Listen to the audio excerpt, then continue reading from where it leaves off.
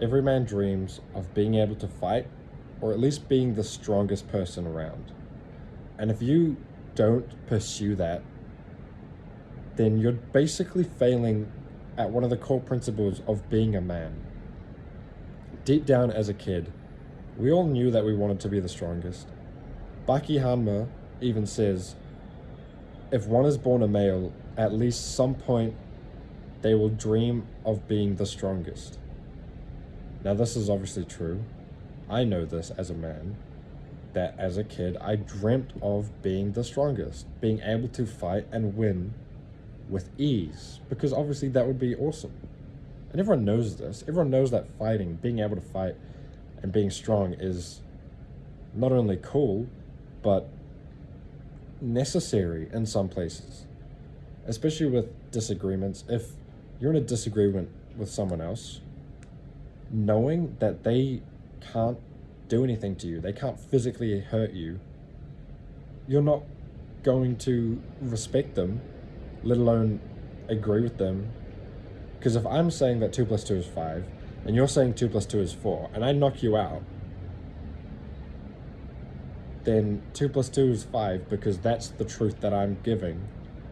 And there's nothing you could have done to stop me from believing in it. Therefore, that's my truth. And that's the answer from that conflict. So if you don't know how to fight, you're not really going to be respected by people, like at all. When you go into a room and you meet another man, there is that underlying idea of, could I fight this guy? Could he win? And if you think that they could fight you and they could win, you're going to give them more respect. Even if you don't, consciously think of this, subconsciously, deep down in our DNA, in our genes, men know this. And we think about things. If they can fight me and they can win, I need to watch out. I need to be more respectful of them, because I don't want to get fought and I don't want to lose.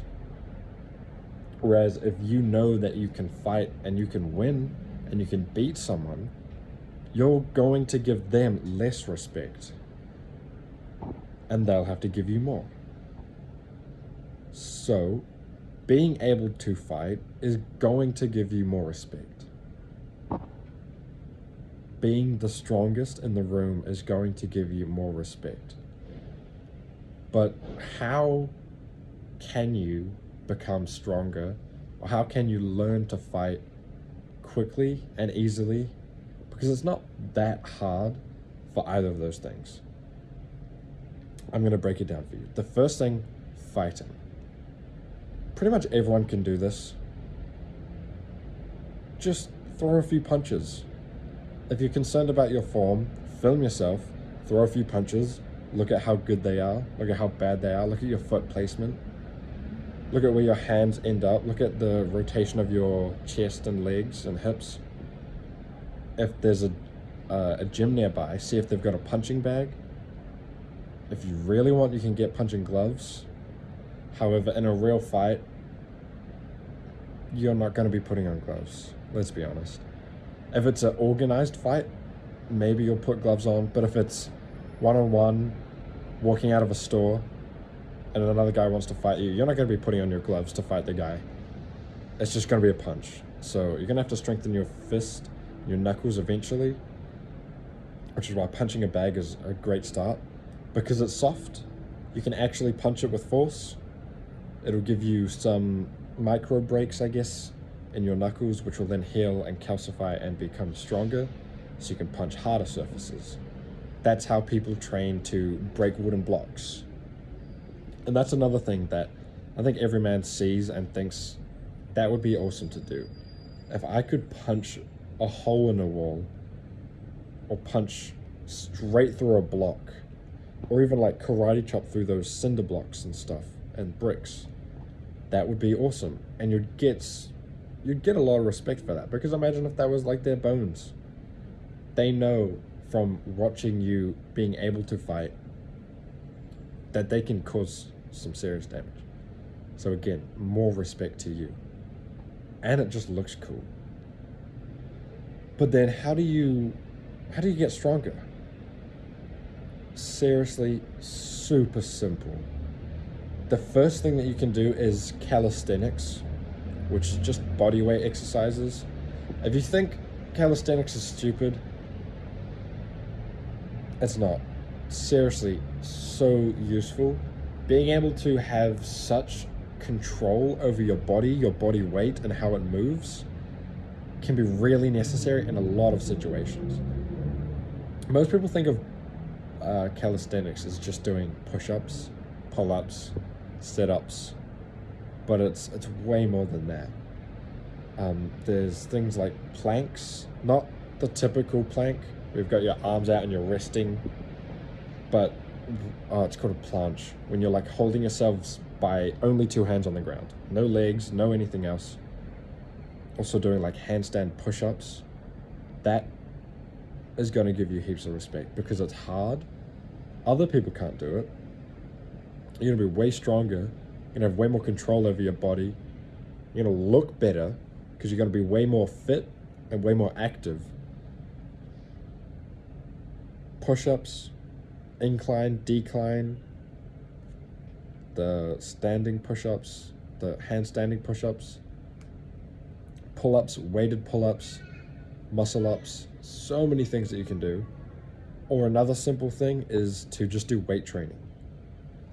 Like if you were going to the gym and to use the punching bag.